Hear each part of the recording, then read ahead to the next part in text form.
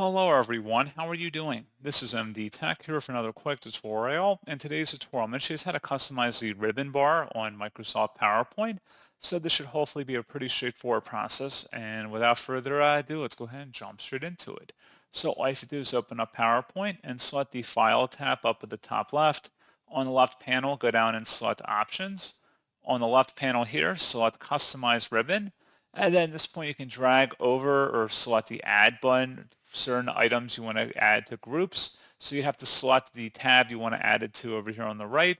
And then, well, you've also selected the one on the left here. So if you want to put bullets underneath the main tags, for example, underneath grayscale, for example, you need to select Add to move it under there. And you may have to add new groups in order to actually create new tabs up here.